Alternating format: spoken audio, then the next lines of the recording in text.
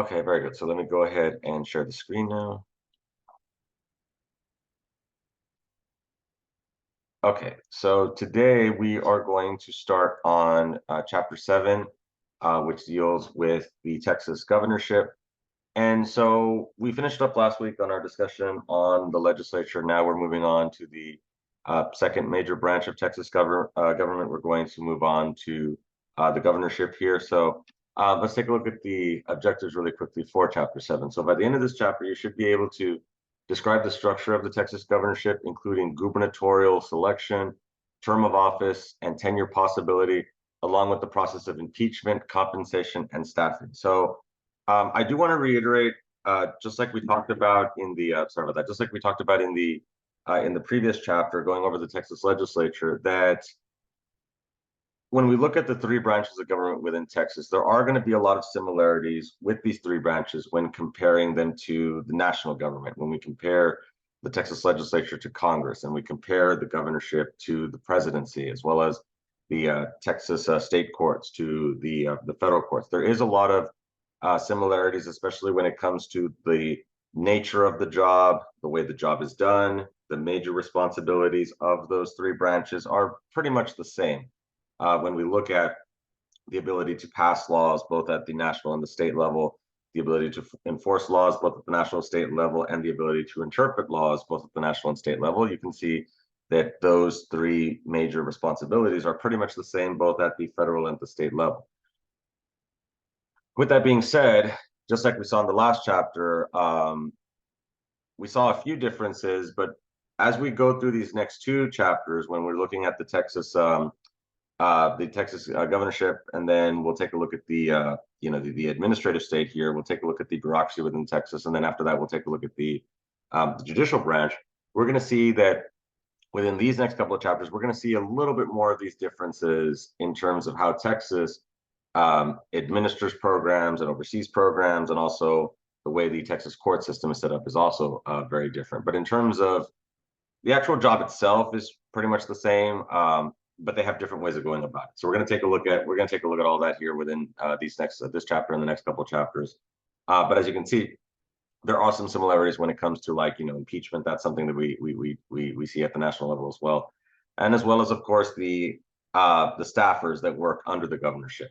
Just like the president has many staffers that work under him, so does the governor. Explain how the plural executive model, a basic characteristic of the governorship, limits the governor's power. Now, we have taken a look at the plural executive before, but we're going to really cover it both in these next two chapters here, because this is the major fundamental difference that we see when comparing the Texas executive branch to the federal executive branch. We're going to take a look at how this notion of what we would call maybe like the cabinet members at the state level, the rest of the executive officers, if we were trying to compare them to the national government, yeah, their roles might be somewhat similar, but the way they get there is what's different, right? Being directly elected rather than appointed. And so we'll talk about, how that creates situations where the governor has to engage in a lot more diplomacy than maybe the president does when it comes to overseeing the executive branch.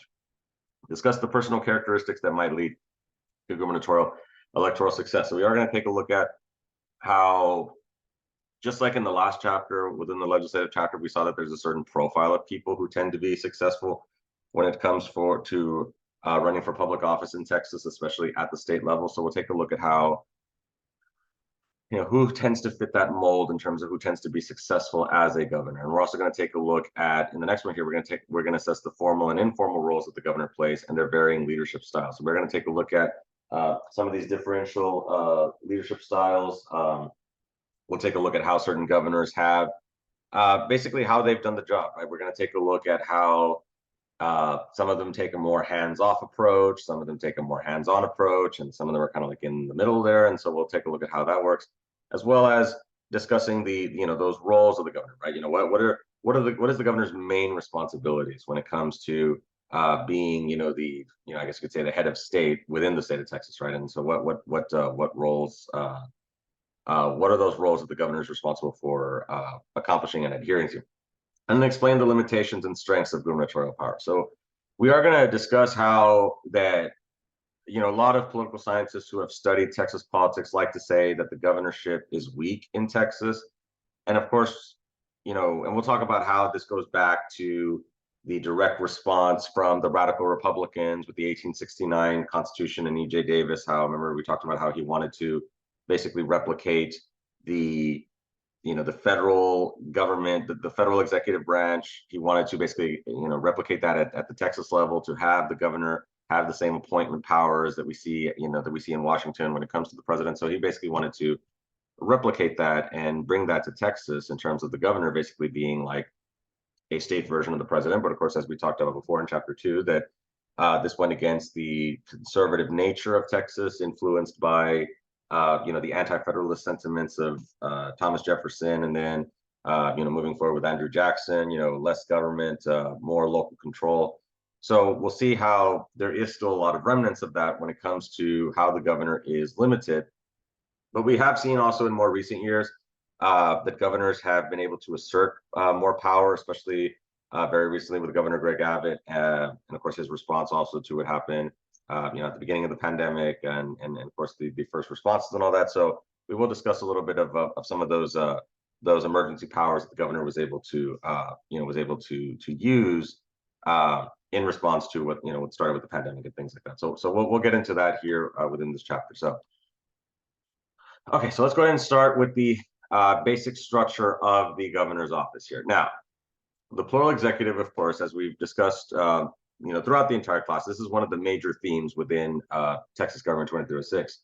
The plural executive is defined as a system of organizing the executive branch that includes the direct election of multiple executives, thereby weakening the chief executive, the governor, right? So, again, when we look at the governor of Texas, we have to understand that, yes, they're compared to the president in terms of being, like I was saying earlier, people look at them as like the head of the state government. And while, yes, that is technically true, this does not mean that the governor is pretty much in full control of the executive branch like maybe the president is at the federal level. At the federal level, the president is basically considered like the CEO of the executive branch, right? I remember how I talked about how the executive branch is by far the largest at the federal level when it comes to all those agencies and departments. All those people answer to the president, right? Now, of course, with a large organization like that, you have to understand that the president is not going to be micromanaging and making every single decision that's being made within the executive branch. There's just no way to do that because of how large the executive branch is, how many departments, how many agencies, how many people work within those agencies. It would just be virtually impossible. But if you look at the organizational chart within the executive branch at the federal level, you see that the president is at the top of that, and the president does have direct control over all these agencies. Yes, it's a top-down approach, but the president is still at the very top.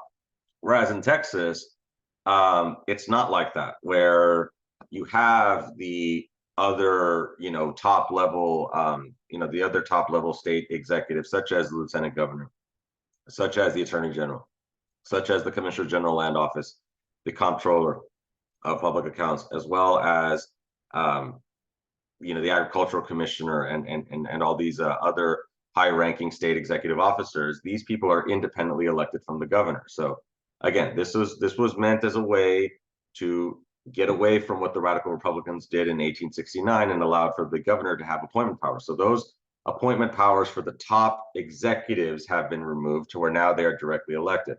Now, that doesn't mean that the governor does not still have appointment powers. We are going to talk about that here in a little bit.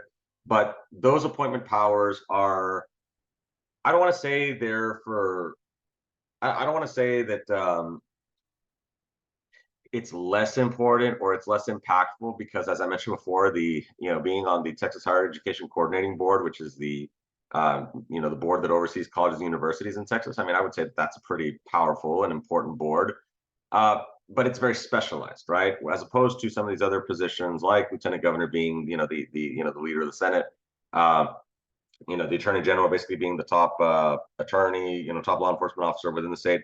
Those carry a lot more weight than maybe serving on the board for colleges, right? That's a little bit more specialized. So that's what I mean, is that those major offices and those major responsibilities are manned by people who are independently elected from the governor to allow for that power to be diffused more so across the executive branch as opposed to one person controlling it all in a top-down approach. Instead, the governor has to work together with these different executives to try to come up with some major policy goals and initiatives. Now, it does help that all of these state executive officers are of the same party. They're all Republicans because Republicans still can, we still have majority Republican support in Texas. So all of those major executive officers are still Republican, but that doesn't guarantee anything. We saw that even Republicans can disagree with each other when we talked about what happened with Dade Phelan and Dan Patrick with the Ken Paxton impeachment controversy. So even if they're of the same party, they can still have disagreements. Now,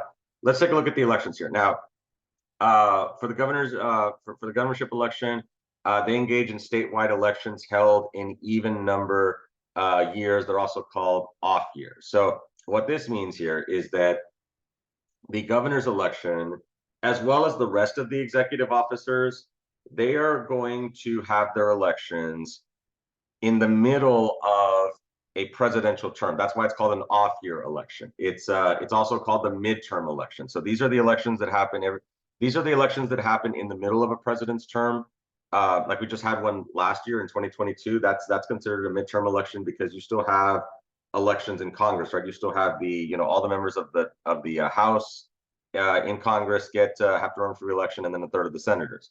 In Texas last year, keep in mind that we also had a governor's election, right? This is where Governor Greg Abbott was running for re-election against Democratic candidate Beto O'Rourke. So that was, that was the governor election, the governorship election we had. We also had other elections for the rest of the executive officers, right? Like Dan Patrick.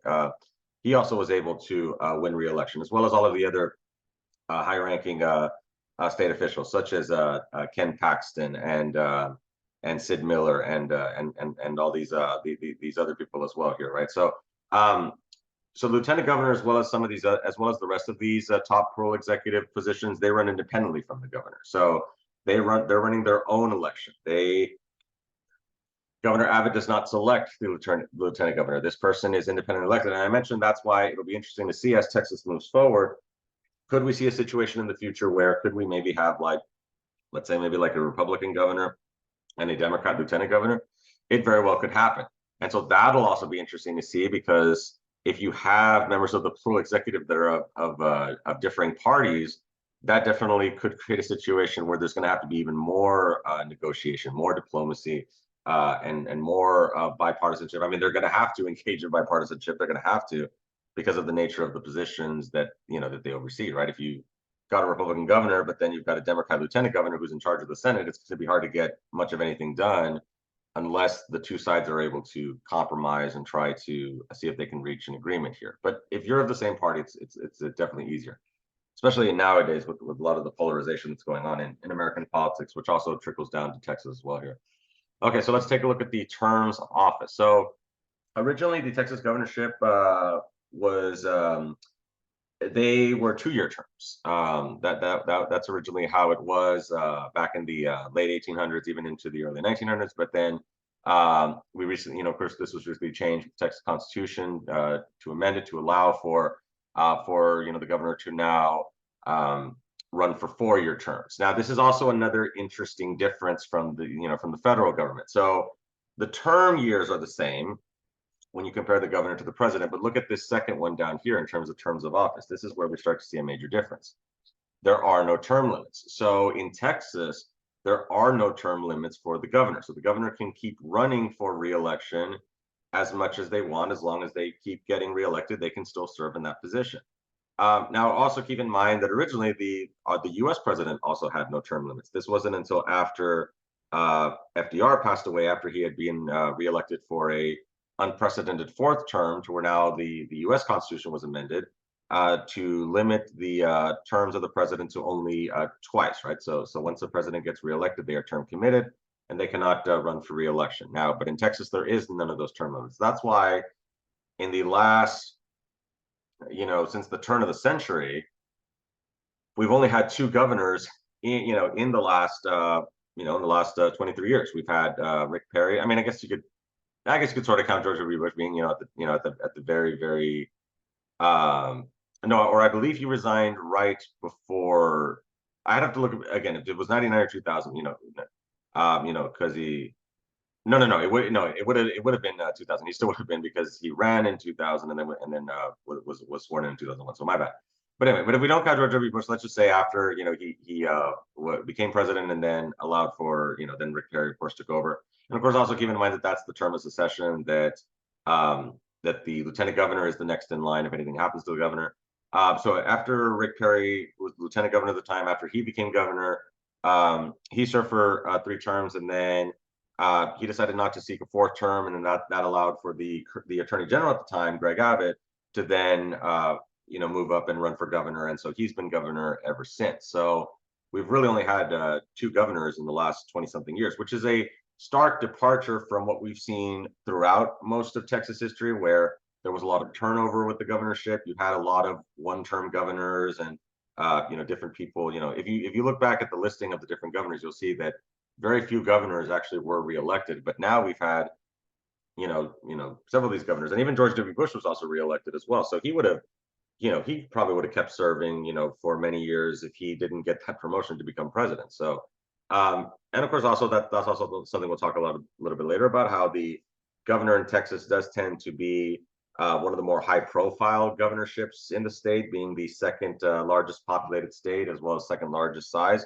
So it wasn't just George W. Bush who became president. Rick Perry also ran for president more recently in 2012. He then went on to serve in President Trump's okay, so Angel's showing up here. Okay, good. In former President Trump's cabinet as the energy secretary. And so we'll see if Governor Abbott has aspirations for president. Maybe not now, but maybe in the near future. I know that the other gentleman who is currently running, the Florida governor Ron DeSantis, he definitely has presidential aspirations. So we'll see if Greg Abbott gets in on that a little bit later here. But let's go ahead and continue here. Okay, let's go ahead and continue. Okay, anyway, so this is the table that discusses the Texas governor's institutional powers among the states. So remember how I said that that some political scientists, regard Texas, the Texas governorship as kind of being somewhat weak. Let's kind of look at this a bit. So when we look at the provision, right, 4-year terms without restrictions on number of terms or number of consecutive terms. So that's ranked as high because a lot of states do have term limits for their governors. So public election of 6 or fewer state executives. So this is low because again, we have the plural executive. So the governor's not able to make those appointments for the state executives. Governor's appointment power, again, it's considered low, not because of the number of appointments that the governor can make, but the types of appointments. We'll also talk about how that the governor's appointment power is limited when it comes to removing officials, right? That unlike the president, who can basically remove members of the cabinet. We saw this with President Trump, right? He was letting go a lot of his cabinet members. It's a lot harder in Texas to to remove appointed officials and members on these boards. So there's a lot more. There is more. There is more oversight in regards to that. Shares responsibility for state budget preparation. Also ranked fairly low because in a lot of these states, usually the governor is the one responsible for proposing the budget, like we see, at the federal level. But as we talked about in the last chapter, the governor's not the only person that's involved in the budget preparation, right? We also have the legislative budget board and all these other, the legislature is very involved in the budget preparation. Gubernatorial party control, this is considered high because the governor is regarded as, for sure, the de facto leader of whatever party they belong to at the state level. Now, there is disagreement about, okay, like let's say if we're looking at the Republicans, right? Like who is the most powerful Republican in Texas? Most people would say Greg Abbott. Some people also might say Ted Cruz because he, of course, is the senator from, at the federal level from Texas, and he's a Republican.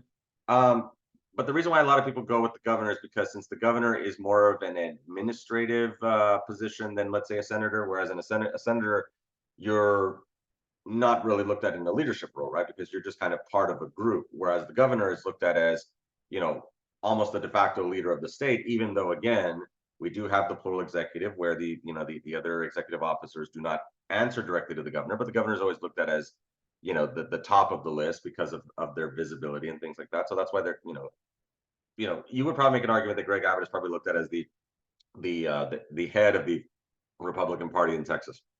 Um, Similar to also another, kind of similar to where, like on the Democrat side, a lot of people would probably maybe say that Beto O'Rourke, who ran for governor last year, maybe looked at as kind of like, somewhat of the de facto leader on the Democrat side, right? So running for those high profile positions definitely will vault you up within the. And again, this is all unofficial because we'll talk a little bit later when we get to political parties how there is official party leadership, such as the state party chair, and like they have committees and all that. But in terms of like how the people actually see, who tends to be at the top of the party list, it's usually always either the governor or some of these high-ranking officials that have ran for some of these positions.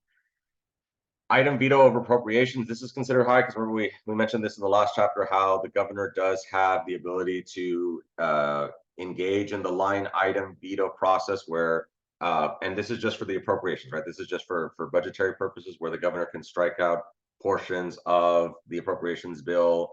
So in this case, this is the one case where the governor does not have to do just a yes or a no, where the governor can say, I'm gonna strike out some of these provisions here when it comes to the budget and things like that. And then overall ranking among the states. So again, tied for 40th. But again, you see that some of these are high, some of these are low. Again, like I said, it also depends on the types of powers, right? These rankings might not view the party control as as vital as maybe being control of the budget, right, or being in control of the appointment power, right? So it depends on if this study is looking at the governor from an administrative role, yes, then obviously, of course, the governor would be considered rather weak because as an administrator, they do not have a lot of unilateral power. They do not have a lot of power to make decisions, and that's the final decision without any other people involved. So to speak. Not to say that the president doesn't seek their counsel and try to make decisions based on what their what the cabinet and the council members that their closest advisors would say, but ultimately it's the final call of the president. Whereas with the governor does not have the final call on a lot of these things. These are decisions that have to be made with a lot of people in mind here. So just wanted to give you a little bit of an analysis on that.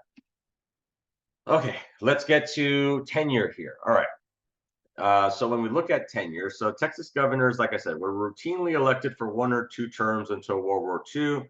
And we've only had 2 governors so far in this century, right? So like I was explaining earlier, that this is a sharp departure from what we have seen before when it comes to the stability of the Texas governorship, where we've only had Rick Perry and Greg Abbott. And, Rick Perry could have continued probably, might still even be governor today if he had decided he wanted to continue, right? So yeah, so we're definitely seeing that that departure here.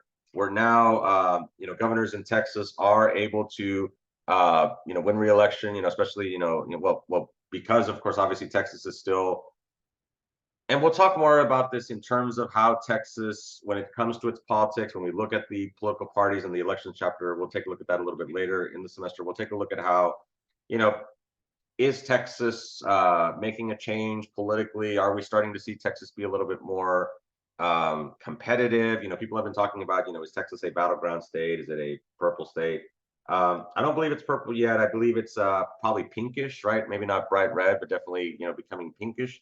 And so we'll see how that transpires, right? Because we still have, and like I said, we'll talk more about this in the semester. We'll talk in terms of some of those reasons, in terms of Texas being still a relatively even though it has become a lot more urbanized, there are still a bunch of rural areas in Texas, and so Republicans do very well in those rural areas, and they are able to win enough in the cities to still put them over the top. So Democrats, they really can only do well in the cities and down here in South Texas, and even down here we're seeing less Democrat support than before. So we will talk about those interesting political trends here later on in the semester. Okay, impeachment and succession, right? So again, this is very similar to what we see at the national level.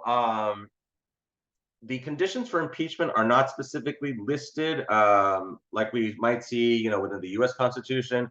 But we have seen in more recent years, thanks to, as the Texas governorship has become more modernized and has incorporated more administrative management techniques and just overall just trying to become a more professional, workplace, just like we would see in any workplace. Any workplace has like a policy manual, policies and procedures, what's allowed, what's not allowed. Texas has become modernized to where the governorship is also has those types of procedures, and so this would include official misconduct, incompetence, or failure to perform required duties. So official misconduct would be, like what happened with Ken Paxton, right, with his impeachment, right?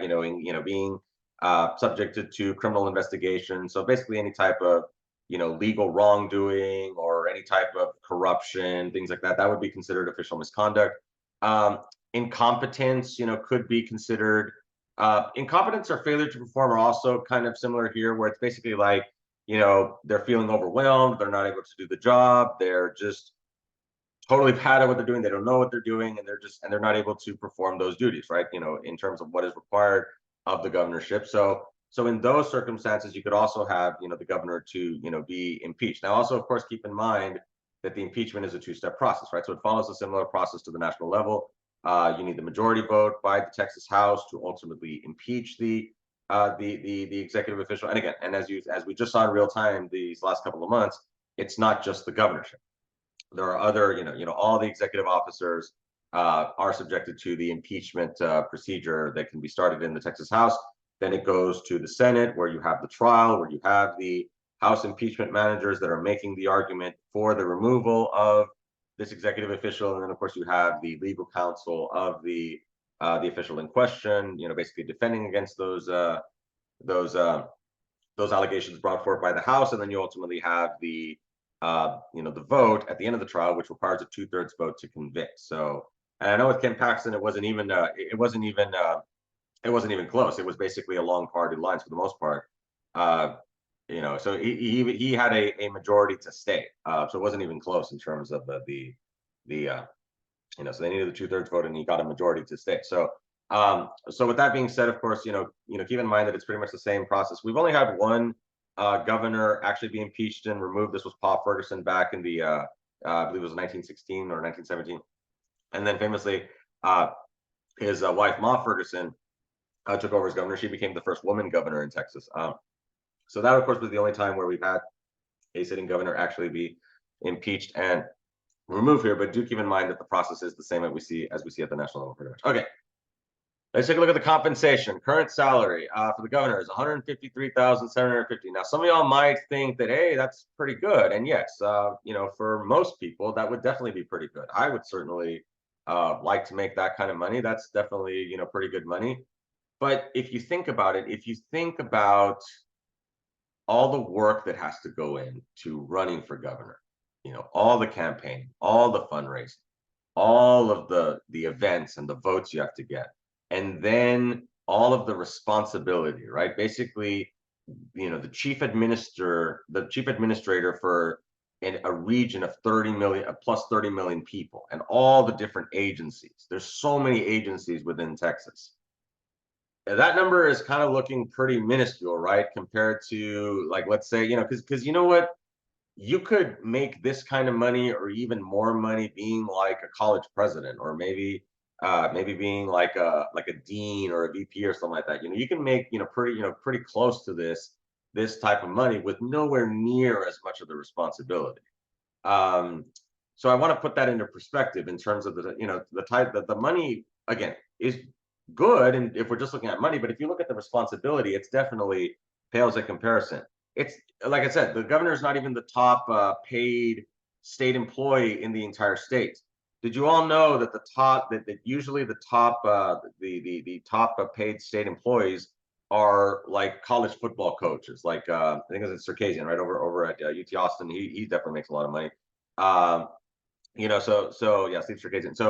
So he definitely makes a lot more than this. Now, of course, also keep in mind, not all of that is, some of that is funded by like, the athletic fund that get, a lot of that money that comes from like the television contracts, like with ESPN and all that stuff. So not all that money, of course, comes from the taxpayers, but that's still, they're still getting, a lot of money, and they're still, the highest paid, public employees in Texas, right? So just goes to show you that the governor is not the most highest paid state employee, even though they've got probably the most responsibility. Now, they do have some fringe benefits, of course, which includes the governor's mansion there in Austin. I know it's it's been closed for a while, for COVID restrictions and all that, but they did used to have tours, I haven't had a chance to actually go in myself, one of these days, hopefully when it is available, I definitely would like to go see it. Very, very pretty. I've definitely seen it from the outside. It definitely is very beautiful, and it's got a ton of state history and memorabilia. There's a good video I have in the resources which goes over what's in there. So definitely very, very interesting. So, and of course the governor also gets security detail from DPS, the state troopers, Second Department of Public Safety, as well as travel stipends and accessibility to like air travel and planes and things like that. Because the governor does do a decent amount of traveling here. So okay, so those are the fringe benefits. Okay, let's take a look at the staff and organization here. So let's take a look at the roles of the staff. Now, also keep in mind that because the governor has a very, very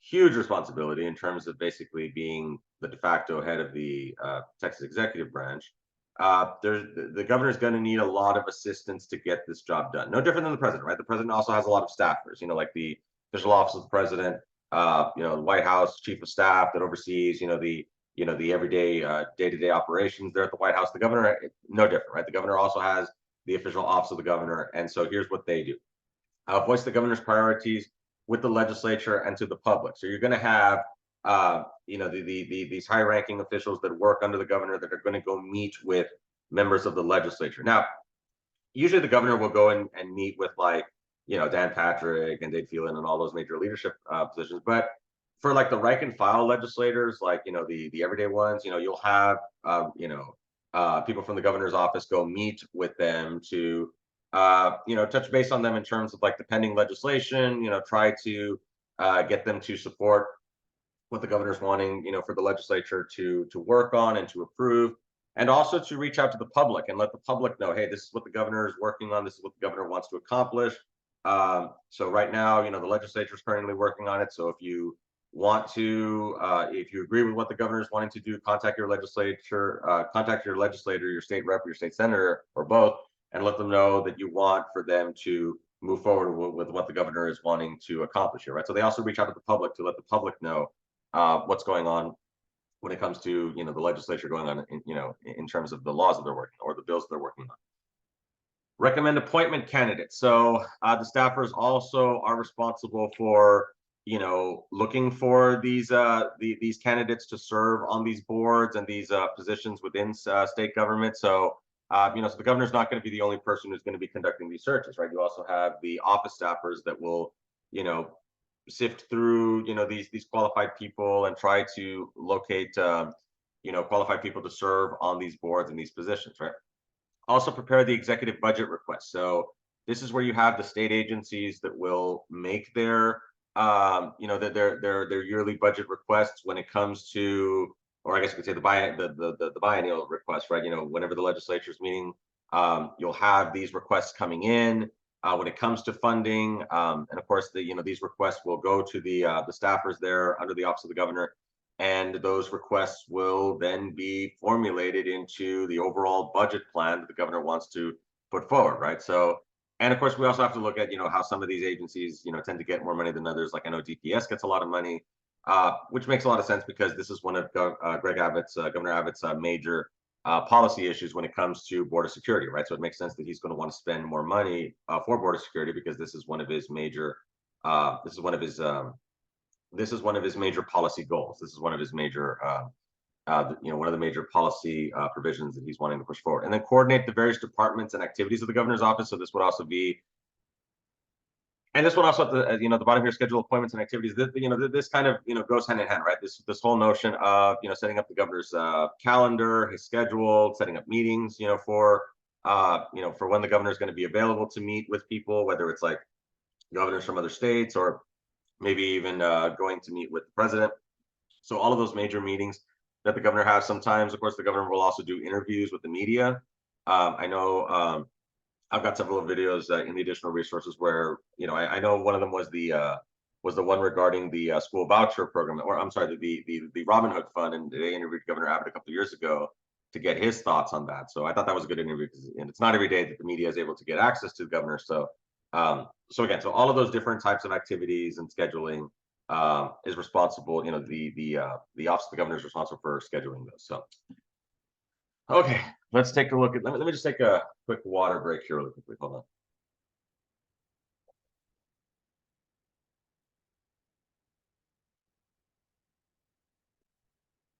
Yeah, we got about. I want to see how much are we.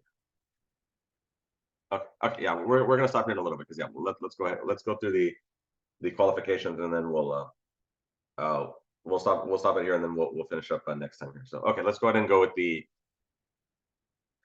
qualifications in terms of who is eligible to serve as governor. So the age and residency requirements. So of course, must be at least 30 years old, be a citizen of the United States, and have been a resident of Texas for at least 5 years. So this would definitely qualify a lot of people to, these formal qualifications are not that stringent. I mean, I qualify, so I could definitely qualify to run for governor if I wanted to, in terms of those formal qualifications. But of course, as we're going to see here, that's just the tip of the iceberg, right? That is just the bare minimum of what you're probably going to need to realistically try to go for this, right? There are personal characteristics that also go into who tends to be successful when it comes to serving as governor. And this will probably look very familiar to you all because these are the same personal characteristics that we saw with the legislature. So governors have overwhelmingly been white Anglo-Saxon Protestant, WASP males, who are politically conservative, involved in civic affairs, and wealthy. So if we look at a lot of these recent governors, like George W. Bush, obviously very wealthy with his oil and gas business. Governor Rick Perry, very wealthy with his ranching. Being an Aggie and focusing on because I don't know if you're all familiar that ranchers can make a lot of money. They can definitely be very well off. I mean, look at the humongous trucks that they have. Some of these trucks are getting to almost like $100,000. Like it's just insane how expensive some of these trucks are getting. But yes, so of course, Governor Greg Abbott, of course, very successful attorney, also a former judge. So, judges get paid pretty well too. So a lot of these, the recent governors have been rather wealthy when it comes to their own, professional and very successful, right? So wealthy due to their overwhelming success. So all of them have been very successful. So they definitely have to be someone very important within society when it comes to the socioeconomic status, right? It's going to be difficult if you're not someone who, I mean, even Beto O'Rourke, he's pretty wealthy too. So it's going to be very difficult for you to realistically try to run for governor if you don't have that own success. Because again, if let's say you're running for something and you're trying to convince voters to vote for you, I mean, I want to know a little bit about you. I want to know, like, are you someone that is, do you have a high, a strong place within society, right? Because if you're just someone who hasn't really accomplished much of anything, it's going to be hard for me to not necessarily take you seriously, because I'm sure, because you may have a good head on your shoulders, you might know exactly what you're talking about, but have you demonstrated that? It's just like, going for an interview, right? I mean, if I have a blank resume, it's going to be very difficult for someone to give me a chance because I haven't demonstrated that I can do anything. Yes, maybe I have a lot of college and I have a lot of intelligence, and I'm sure that I would do very well in the interview, but that's the whole point of a resume, right? You need to be able to see, have they done this job before? Can they do this job due to past experience? So if they don't, then it's going to be risky. But if we have someone that has done this job before, then yeah, it's a lot less risky because they've demonstrated that they can do it already. So that's why it is important for people, and not just for governorship, but also any type of public office. That's why you tend to see people who tend to be rather successful, and they also do tend to be older because of the fact, like we mentioned, that a lot of these people who tend to run for public office, they're either retired or they have their own business, so they can make their own schedule. But yeah, so again, they tend to be wealthy, involved in civic affairs. So a lot of these people have either run for public office before, or they've been involved in a lot of civic organizations. Maybe their involvement, like with their own like local chamber of commerce. Maybe they're on some of these prestigious, some of these prestigious organizations, or like the Sierra Club, or all these different other types of groups.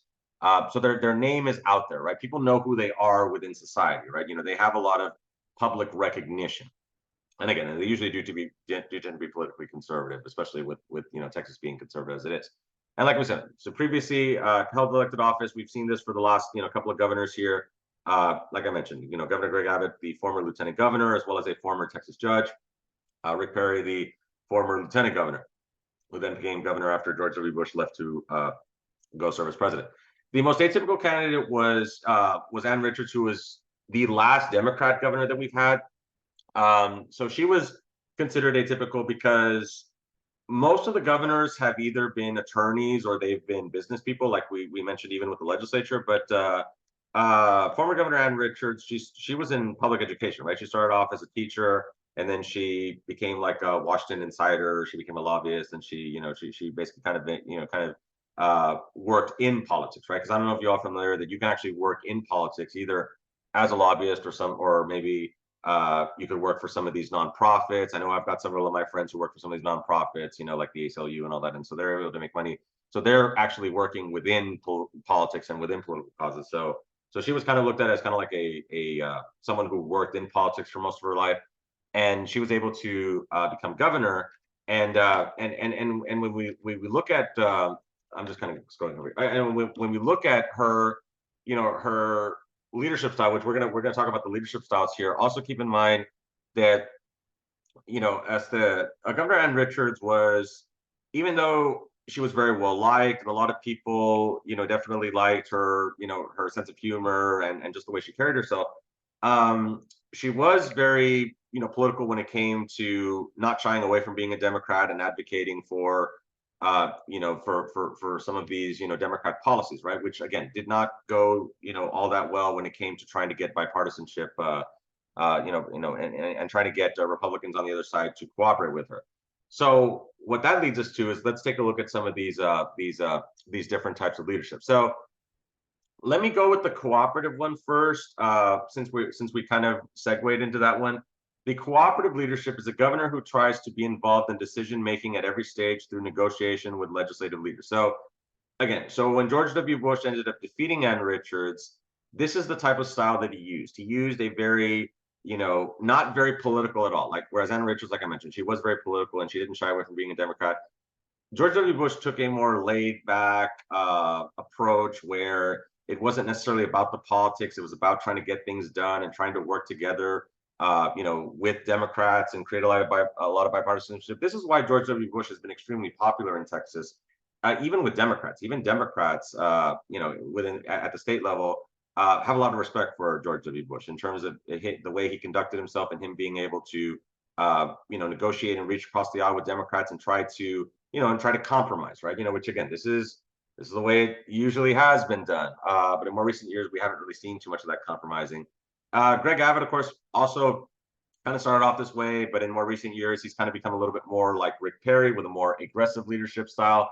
But Governor Greg Abbott definitely started off more so in the George W. Bush mold of trying to, negotiate with Democrats and reach across the aisle. But we've kind of seen him take this more aggressive leadership, which aggressive leadership is a governor who uses the status of his office to try to dominate Texas politics despite the structural weakness of the office. And so Governors Bill Clements and Rick Perry, especially Rick Perry, was very much on this. You could probably make an argument that Rick Perry has probably been the most aggressive governor with not just the vetoes that he enacted, which was, which was rather high in terms of the number of vetoes, but also the threat of vetoes and being vocal about threatening to veto certain legislation. So Rick Perry was definitely very, very assertive within his roles because, as we mentioned, of course, that the governor is rather weak when it comes to some of these powers, but the veto power is definitely one of the stronger powers that the governor has, because especially when we talked about if the legislature already adjourns, then, and we've got these bills given to the governor's desk, then